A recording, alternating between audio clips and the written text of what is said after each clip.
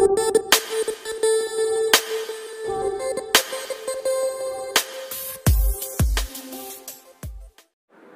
Ji, thank you so very much for coming back. मेरा नाम है सुनील अधिकारी और आप देख रहे हैं कॉमर्स पॉइंट। कैसा हम बच्चे लोग सारे? चलिए जी, चैप्टर नंबर 2 का पार्ट बी आज हम देखने वाले हैं। आज के वीडियो में जो इंपॉर्टेंट टॉपिक है वो होने वाला है principles of management developed by Henry Fayol. जी हाँ, 14 के 14 प्रिंसिपल आज के वीडियो में 1 बाय 1 हम पढ़ने वाले हैं। चलिए बिना टाइम वेस्ट करते हुए स्टार्ट करते हैं पहले प्रिंसिपल से, जो कि हेनरी फेयल ने दिया है, division of work. Division of work के थ्रू ये क्या कहना चाहते हैं हेनरी फेयल, देखते हैं। According to this principle, the whole work must be divided into small tasks। इनका कहने का क्या मतलब है? जैसे नाम से पता लग रहा है, डिवीजन ऑफ वर्क, वर्क को डिवाइड कर दिया जाए स्मॉल स्मॉल पोर्शंस में, और जो भी वर्क है वो एक्सपर्टीज के अकॉर्डिंग, स्पेशलाइजेशन के अकॉर्डिंग वर्कर्स को दिया जाए। दैट सिंपली मीन्स जो वर्कर जिस काम में अच्छा है उस वर्कर्स को वही काम दिया जाए, और बहुत बड़ा काम या बहुत ज़्यादा काम उसको देने की बजाय स्मॉल पोर्शंस में वर्क को डिवाइड करो और इजीली मैनेजेबल टास्क हर वर्कर्स को दिया जाए, जो वर्कर्स भी जिस काम में अच्छा है। पूरा बच्चों क्लियर? अब इसके पॉजिटिव और नेगेटिव इंपैक्ट देखने जरूरी हैं। पॉजिटिव मतलब अगर ये प्रिंसिपल अप्लाई करा तो क्या क्या हमें पॉजिटिव इफेक्ट देखने को मिलेंगे। पहला है स्पेशलाइजेशन, बिल्कुल ठीक है, क्योंकि ये प्रिंसिपल फोकस ही करता है जो वर्कर जिस काम में अच्छा है उसको वो काम दिया जाए। दूसरा है उनकी एफिशिएंसी भी इंक्रीज होती है। जी हाँ, अगर आपको वो काम मिलेगा जिसमें आप अच्छे हो तो अपने आप ही रिजल्ट अच्छा आएगा, राइट। नेक्स्ट है कॉन्सिक्वेंस ऑफ वायलेशन। वायलेशन मतलब है अगर ये प्रिंसिपल अप्लाई नहीं करा तो क्या क्या नेगेटिव इंपैक्ट हो सकते हैं। देखिए, लेक ऑफ एफिशिएंसी, एफिशिएंसी में कमी आ जाएगी, क्योंकि आप रैंडमली कोई भी टास्क किसी भी वर्कर्स को दे देंगे, हो सकता है वर्कर्स को वो काम मिले जिसको पसंद नहीं हो, तो एफिशिएंसी डिक्रीज होनी ही होनी है। नो स्पेशलाइजेशन, स्पेशलाइजेशन नहीं आएगा अगर ये प्रिंसिपल अडॉप्ट नहीं करा तो। और डुप्लीकेशन ऑफ वर्क हो सकता है, एक ही जने को या जो बंदे के लिए वो काम बना है उसको ना देने के बजाय किसी और को वो काम मिल जाए, या फिर कोई स्पेसिफिक अलॉटमेंट नहीं हो वर्क का कि किसको क्या काम मिलेगा, तो कंफ्यूजन क्रिएट हो सकता है, इसलिए डुप्लीकेशन ऑफ वर्क भी अराइज हो सकता है। हो रहा है बच्चों क्लियर? चलिए मूव करते हैं प्रिंसिपल नंबर 2 में, अथॉरिटी एंड रिस्पॉन्सिबिलिटी। इस प्रिंसिपल के थ्रू फेयल क्या बोलते हैं? According to this principle there must be a balance और पैरिटी, बैलेंस या पैरिटी होना चाहिए between the authority and responsibility. Authority क्या होता है बच्चे लोगों? Power to take decision. Responsibility क्या होता है? कि किसी भी काम को करने की रिस्पॉन्सिबिलिटी लेना। बोलते हैं ना कि यार इस काम को करने की मैं रिस्पॉन्सिबिलिटी लेता हूं, तो फेयल का मानना है कि अथॉरिटी और रिस्पॉन्सिबिलिटी के बीच में प्रॉपर बैलेंस होना चाहिए, राइट। मतलब फेयल का ये मानना है कि किसी भी टास्क के लिए, किसी भी टास्क अगर एक सुपीरियर एक सबऑर्डिनेट को काम दे रहा है तो प्रॉपर अथॉरिटी और प्रॉपर रिस्पॉन्सिबिलिटी दोनों 50-50 देनी जरूरी है। अगर बहुत ज्यादा अथॉरिटी दे दोगे तो ईगो आ जाएगा, बहुत ज्यादा रिस्पॉन्सिबिलिटी दे दोगे तो क्या होगा? काम के बोझ के तले वो दब जाएगा, राइट। तो अथॉरिटी और रिस्पॉन्सिबिलिटी में प्रॉपर बैलेंस होना चाहिए।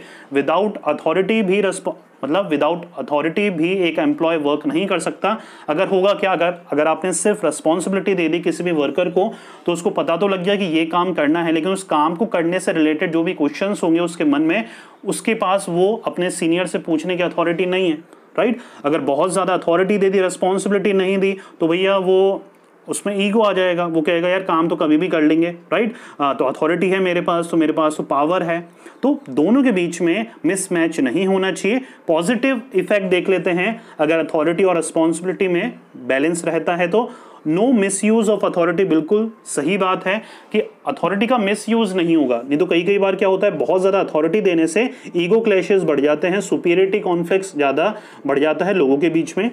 बी है meeting responsibilities on time without any delay. बिल्कुल ठीक है, रिस्पॉन्सिबिलिटी जो है वो प्रॉपरली मैनेज हो पाएंगी, प्लस जो वर्कर्स होगा जिसको भी रिस्पॉन्सिबिलिटी है काम करने की, वो विदाउट डिले काम को करके दे देगा, राइट। तो ये फायदे होते हैं अगर ये अथॉरिटी और रिस्पॉन्सिबिलिटी प्रिंसिपल हमने अडॉप्ट करा है।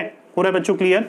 सेकेंड है कॉन्सिक्वेंस ऑफ वायलेशन। ये इसी में है, अगर आपने ये principle authority and responsibility apply नहीं करा तो वर्क डिले हो सकता है, अथॉरिटी का मिसयूज हो सकता है और वर्क ओवरबर्डन हो सकता है, क्योंकि आपने सिर्फ रिस्पॉन्सिबिलिटी दे दी, आपने अथॉरिटी नहीं दी, तो ओवरबर्डन हो जाएगा वर्कर। यहां तक क्लियर हो रहा है बच्चों? कोई कंफ्यूजन है? देखिए हर प्रिंसिपल के नीचे पॉजिटिव और नेगेटिव इंपैक्ट आपसे पूछा जा सकता है, इसलिए मैंने ये भी इंक्लूड करा है इसी कॉन्सेप्ट को या इन कॉन्सेप्ट को और भी इजी बनाने के लिए, राइट। अगर आप इन ही नोट से पढ़ेंगे तो और भी ज्यादा इजी होगा आपके लिए ये सब याद करना। हाँ, अगर आपको नोट्स की रिक्वायरमेंट है तो प्लीज कमेंट करके मुझे बताइएगा, बहुत ही जल्द मैं आपके लिए नोट्स अवेलेबल करा दूंगा। पीडीएफ फॉर्मेट में होंगे, आप उसको डाउनलोड कर सकते हैं, डिस्क्रिप्शन में मैं लिंक आपको प्रोवाइड करवा दूंगा, राइट। चलिए आगे देखते हैं। डिसिप्लिन एक नॉर्मल सा प्रिंसिपल है। Discipline refer to general rules and regulation for systematic working in an organization. Normal सी बात है, डिसिप्लिन होना जरूरी है ऑर्गेनाइजेशन में सक्सेसफुली गोल को अचीव करने के लिए।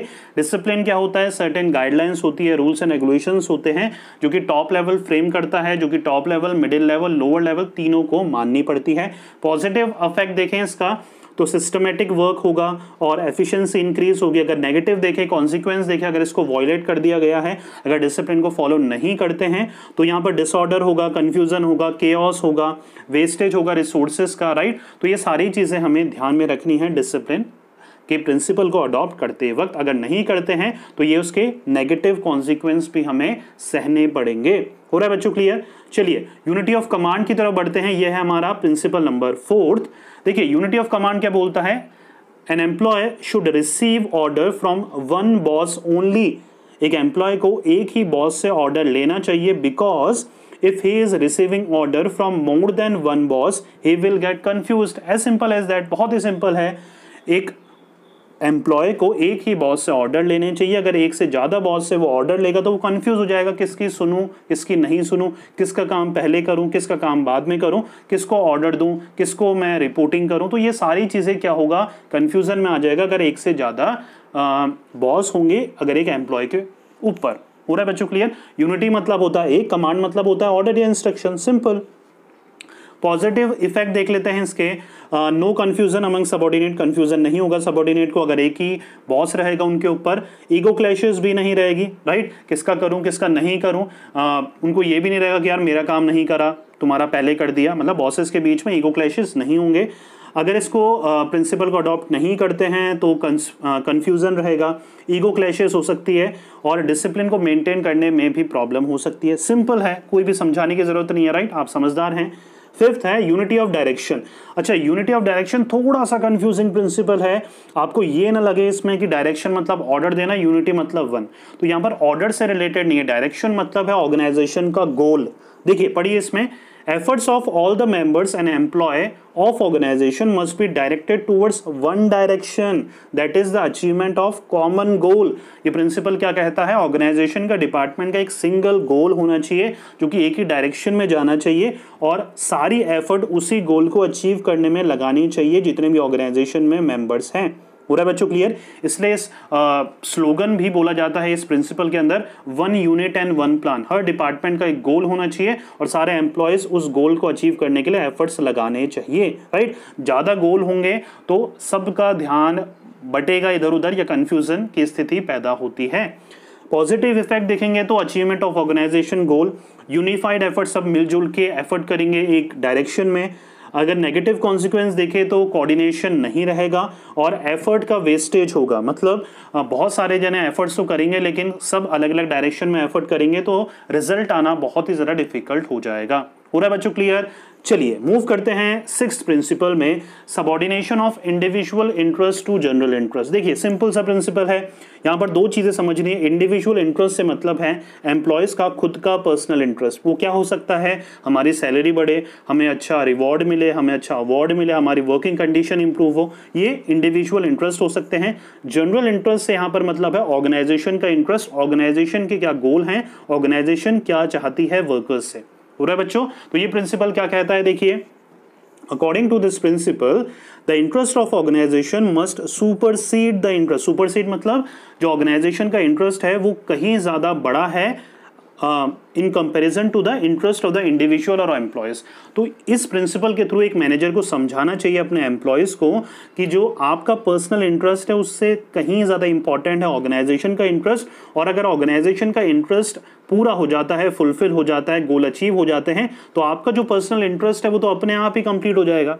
मान के चलिए ऑर्गेनाइजेशन अगर सक्सेसफुल होती है, प्रॉफिट कमाती है, तो जो वर्कर्स वगैरह की सैलरी, वर्किंग कंडीशन तो इंप्रूव होनी ही होनी है, राइट। पॉजिटिव इफेक्ट की बात करें तो ऑर्गेनाइजेशन के गोल अचीव होंगे, कोऑर्डिनेशन रहेगा इंडिविजुअल और ऑर्गेनाइजेशन गोल के बीच। अगर नेगेटिव कॉन्सिक्वेंस की बात करें तो employee will suffer in long run, long run में सफर करेंगे, वो सफर करेंगे ही करेंगे, राइट। क्योंकि यहां पर अगर आप इंडिविजुअल गोल को ज़्यादा तवज्जो देंगे, इंपॉर्टेंस देंगे, तो कहीं ना कहीं जो हमारे ऑर्गेनाइजेशन के गोल है वो सफ़र करेंगे। अचीवमेंट और ऑर्गेनाइजेशन का गोल जो सेकंड पॉइंट है उसमें क्या होगा, ऑर्गेनाइजेशन का गोल अचीव नहीं हो पाएगा या बहुत टाइम लग जाएगा उनको अचीव होने पे, क्योंकि हमारा पूरा फोकस कहाँ है, इंडिविजुअल की गोल कंप्लीट करने में। तो ये होगा इम्पैक्ट इसके वॉयलेट करने का या प्रिंसिपल को अडॉप्ट नहीं करने का, राइट। 7th प्रिंसिपल है रेम्यूनरेशन ऑफ एम्प्लॉयज। रेम्यूनरेशन से मतलब होता है सैलरी। तो फेयोल कहते हैं कि टाइमली सैलरी देना वर्कर्स को बहुत जरूरी है ताकि उनको हम सेटिस्फाई रख सकें।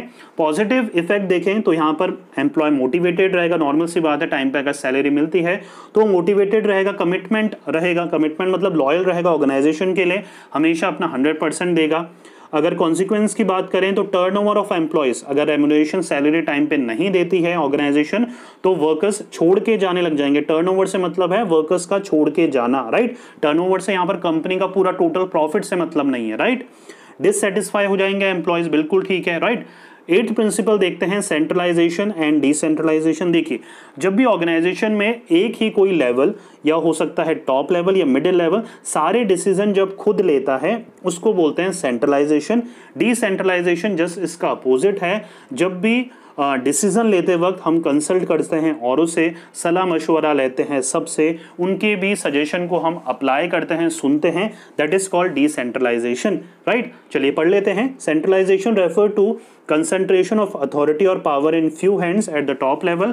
Decentralization means a distribution of power at every level of management. ठीक है, मैंने वही समझाया कि सेंट्रलाइजेशन मतलब एक ही जना या एक ही डिपार्टमेंट या एक ही लेवल, टॉप लेवल जब सारे डिसीजन ले, और डिसेंट्रलाइजेशन मतलब पावर को डिस्ट्रीब्यूट करना, सबसे सलाह मशवरा कंसल्टेशन करके ही कोई बड़ा डिसीजन लेना।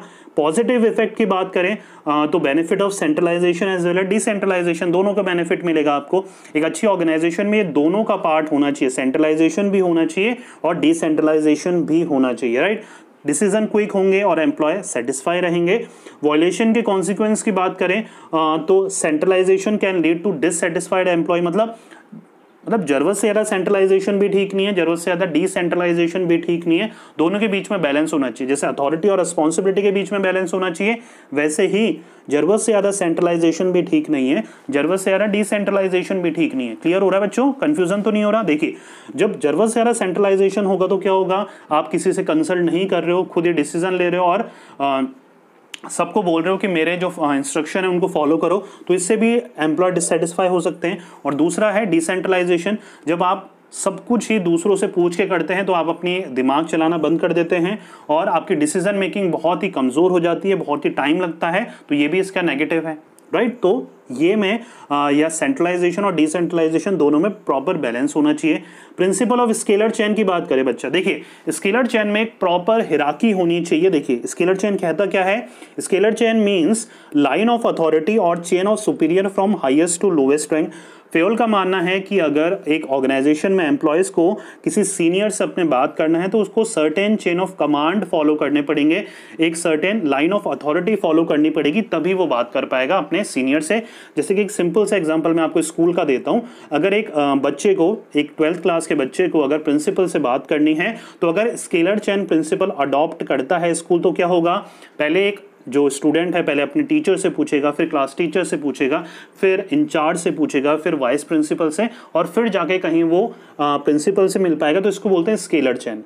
बोला बच्चों, स्केलर चेन हम इसको बोलते हैं, एक प्रॉपर लाइन ऑफ अथॉरिटी है जो एक एम्प्लॉयज़ को फॉलो करनी पड़ती है अपने सीनियर से टॉक करने के लिए। अब यहाँ पर एक एग्जांपल है, पिरामिड की तरह डायग्राम है, ये डायग्राम हमें एग्जामिनेशन में भी बनाना है। देखिए इस एग्जांपल में मान के चलिए कि ई जो है उसको ओ से मिला है। सिचुएशन क्या है, ई को ओ से मिलना है, ई एक एम्प्लॉय हो सकता है, ओ उसका सीनियर हो सकता है, ई को ओ से मिलना है तो वो कैसे मिल पाएगा? ई पहले डी के पास जाएगा, फिर सी के पास, फिर बी, फिर ए, फिर एल, फिर एम, फिर एन, फिर जाके कहीं वो ओ से मिल पाएगा। अब इसी प्रिंसिपल का एक एक्सेप्शन है, दैट सिंपली मीन्स फेयोल ने कहा है कि अगर कोई अर्जेंट मैटर हो, गैंग प्लैंक को समझ लेते हैं थोड़ा स्कूल वाले एग्जाम्पल से ही। मान के चलिए कि एक स्टूडेंट को ही प्रिंसिपल से बात करनी थी, तो गैंग प्लैंक में सिचुएशन में क्या हो सकता है कि जो स्टूडेंट है उसके पास कोई अर्जेंट मैटर हो, उसकी तबीयत बहुत ज़्यादा खराब हो या उसको अर्जेंटली प्रिंसिपल से मिलना हो, तो उस केस में गैंग प्लैंक की फैसिलिटी से या सुविधा से एक जो स्टूडेंट है वो डायरेक्टली कांटेक्ट कर सकता है किसको? प्रिंसिपल को। पूरा बच्चों क्लियर?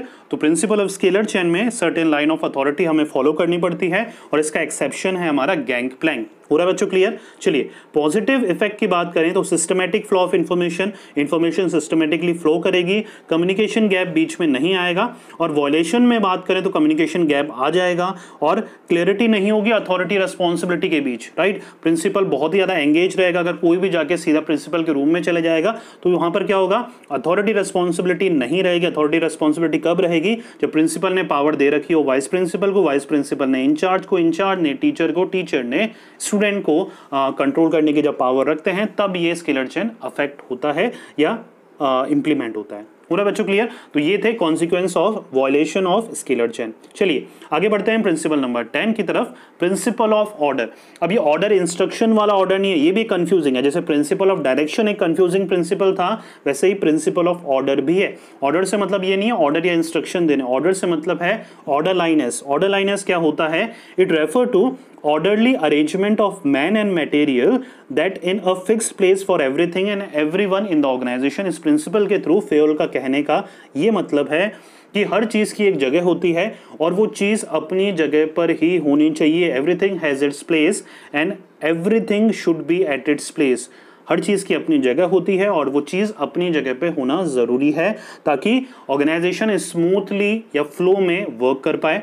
पॉजिटिव इफेक्ट देखेंगे तो वेस्टेज ऑफ रिसोर्सेज नहीं होते, ना टाइम का, ना मैन का, ना मटेरियल का। स्मूथली सब कुछ होता रहता है। अगर इस प्रिंसिपल को फॉलो नहीं करते, कॉन्सिक्वेंस की बात करें तो वेस्टेज होता है टाइम का, एफर्ट का, एनर्जी का, और not able to contact the people at the right time. बिल्कुल ठीक है, क्योंकि लोग अपनी जगह पे नहीं होंगे तो उनको हम राइटली कॉन्टेक्ट नहीं कर पाएंगे। हो रहा है बच्चों क्लियर? बहुत ही सिंपल प्रिंसिपल है। नेक्स्ट है 11th principle of equity. Principle of equity के थ्रू फेयोल क्या बोलते हैं कि इक्वल ट्रीटमेंट मिलना चाहिए एम्प्लॉयज को ऑर्गेनाइजेशन में, डिस्क्रिमिनेशन नहीं होना चाहिए, ना ही जेंडर के बेसिस पे कि आप मेल हैं फीमेल हैं, ना ही रिलीजन के बेसिस पे, ना ही लैंग्वेज के बेसिस पे, कास्ट के बेसिस पे, बिलीफ या नेशनलिटी के बेसिस पे, राइट? तो सबको इक्वल ट्रीटमेंट मिलना चाहिए एम्प्लॉयज को। पॉजिटिव इफेक्ट की बात करें तो सेटिस्फेक्शन बढ़ेगा एम्प्लॉयज का, मोटिवेट रहेंगे। नेगेटिव कॉन्सिक्वेंस की बात करें तो डिससेटिस्फाई रहेंगे, टर्नओवर बढ़ेगा और अनहेल्दी रिलेशनशिप बढ़ जाएगा सुपीरियर और सबऑर्डिनेट का, अगर सुपीरियर राइट तरीके से ट्रीट नहीं करेगा अपने सबऑर्डिनेट्स को, राइट? चलिए नेक्स्ट जो प्रिंसिपल है वो है stability of tenure of personnel. दो तीन चीजें हैं इसमें ध्यान देने वाली। स्टेबिलिटी मतलब होता है फिक्स, टेन्योर मतलब है टाइम पीरियड, पर्सोनल मतलब है एम्प्लॉयज। आई रिपीट, स्टेबिलिटी मतलब फिक्स, टेन्योर मतलब टाइम पीरियड, पर्सोनल मतलब एम्प्लॉयज। अब आपको इसका मतलब समझ में आ गया होगा। इसका मतलब है कि एम्प्लॉयज को फिक्स्ड ड्यूरेशन के लिए किसी भी एक जॉब में लंबे समय तक रखना ताकि वो उस काम में एक्सपर्ट बन सके। It refer to no frequent termination and transfer of employees. Positive effect की बात करें तो एफिशिएंसी लेवल बढ़ जाएगा एम्प्लॉयज का, wastage of time and resources नहीं होगा, और अगर वॉयलेशन की बात करें तो वेस्टेज ऑफ रिसोर्सेज बढ़ जाएगा, फ्रस्ट्रेशन और डिससेटिस्फेक्शन का लेवल बढ़ जाएगा एम्प्लॉयज में। सिंपल, कोई कंफ्यूजन? चलिए 13 प्रिंसिपल की तरफ बढ़ते हैं जो कि है हमारा इनिशिएटिव। इनिशिएटिव से मतलब है एक सुपीरियर को इनिशिएटिव लेना पड़ेगा अपने एफर्ट पे या अपने फ्रंट पे कि वो औरों से भी सजेशन ले, अपने एम्प्लॉयज़ को भी मोटिवेट करे ताकि एम्प्लॉयज़ बिना हेजिटेट फील करे आगे आके बढ़ चढ़ कर एक्टिविटीज़ में हिस्सा लें या फिर अपने जो सुझाव हैं, जो कमेंट्स हैं, जो सजेशन है वो मैनेजमेंट की तरफ दे, right? Manager must welcome the suggestion and ideas of employees before framing the plan. हो रहा है बच्चों क्लियर? पॉजिटिव इफेक्ट की बात करें तो develop feeling of belongingness in employees, मतलब एक आपसी तालमेल या फ्रेंडशिप या एक अच्छा एनवायरनमेंट क्रिएट करता है हमारा initiative principle. Employee achieve target on time, employee motivate रहेंगे तो टारगेट टाइम पे अचीव करेंगे। अगर वॉयलेशन की बात करें तो कमिटमेंट नहीं आएगा, क्योंकि कमिटमेंट क्यों नहीं आएगा, क्योंकि इनिशिएटिव नहीं लिया जा रहा है, और एम्प्लॉय डिससेटिस्फाई भी आपके रह सकते हैं, right. Okay, let's move on to the principle number 14, that is spirit de corps, right. इसका मतलब क्या होता है, टीम स्पिरिट। अगर एक सिंपल सा वन वर्ड मीनिंग बताऊं इस प्रिंसिपल का, तो मतलब होता है टीम स्पिरिट। हमें इंडिविजुअलिटी पे फोकस नहीं करना है, ज़्यादातर जितने भी वर्क है हमें ग्रुप में देने चाहिए, और ग्रुप में एक बॉन्डिंग होनी चाहिए, एक फैमिलियरिटी होनी चाहिए, एक फ्रेंडशिप होनी चाहिए, जिसके थ्रू सबकी एफर्ट कोऑर्डिनेट होकर उस गोल को जल्दी से जल्दी टाइमली कंप्लीट करें। A manager should receive I मतलब इंडिविजुअल, विद वी ग्रुप के साथ उसको वर्क करना आना चाहिए। This will give rise to mutual trust and belongingness among team members. Simple. चलिए, अगर इसके पॉजिटिव इफेक्ट की बात करें तो पहला है develop team spirit. Team spirit develop होगी जब आपसी तालमेल के थ्रू ग्रुप में सब वर्क करेंगे, तो अपने आप ही एक फ्रेंडशिप वाला माहौल डेवलप्ड होगा और सब अपना 100% देंगे उस टास्क को अचीव करने के लिए। बी है achievement of group goal, group का जो गोल है वो जल्दी अचीव होगा। अगर वॉयलेशन के कॉन्सिक्वेंस की बात करें तो यहाँ पर टीम गोल अचीव नहीं हो पाएगा टाइमली, क्योंकि आप इंडिविजुअल पे फोकस कर रहे हो, और इनकेस अगर ग्रुप में काम करना पड़ रहा है क्योंकि वर्कर्स एक दूसरे को जानते नहीं हैं, क्योंकि आपने इससे पहले फोकस करा था इंडिविजुअल काम देने पे, तो वहां पर दिक्कत पैदा हो सकती है। अगर सेकेंड कॉन्सिक्वेंस की बात करें तो मोर स्ट्रेस ऑन इंडिविजुअलिज्म, मतलब एक इंडिविजुअल व्यक्ति पे ज़्यादा फोकस करा जा रहा है, जो कि इंडिविजुअल गोल्स के लिए तो ठीक है, लेकिन कॉमन गोल जो ऑर्गेनाइजेशन का है या जो ऑर्गेनाइजेशन का एक स्पेसिफिक गोल है उसको अचीव करने के लिए ग्रुप में टास्क देना ज़रूरी है। इसलिए इंडिविजुअल पे ज़रूरत से ज़्यादा बर्डन या स्ट्रेस आ जाएगा अगर ये प्रिंसिपल फॉलो नहीं करा गया, राइट। पूरा बच्चों क्लियर। तो ये थे 14 प्रिंसिपल ऑफ हेनरी फ्योल। देखिए, अगर एग्जामिनेशन की बात करें तो 14 के 14 प्रिंसिपल आना बहुत ही मुश्किल है या ना के बराबर आता है, लेकिन स्पेसिफिक यहाँ से आपसे प्रिंसिपल पूछ लिए जाएंगे, बड़े क्वेश्चंस में भी आ सकता है 6 to 7 मार्क्स में। 14 में से कोई भी 6 या 7 प्रिंसिपल आपको पूछ लिए जाएंगे, उनको आपको समझाना पड़ेगा। तो फिर भी आपको 14 के 14 प्रिंसिपल्स की नॉलेज होनी चाहिए, पॉजिटिव नेगेटिव पता होना चाहिए, और स्पेशली उनका मीनिंग आपको पता होना चाहिए, राइट। तो ये था आज का वीडियो। उम्मीद कर रहा हूँ मेरी एफर्ट्स आपको पसंद आई होगी। 14 प्रिंसिपल ऑफ हेनरी फ्योल आज हमने डिस्कस करें। वीडियो को लाइक, चैनल को सब्सक्राइब करना मत भूलिएगा। ऐसे ही वीडियो इस चैनल पे टाइमली आते रहेंगे। Thank you so very much for watching.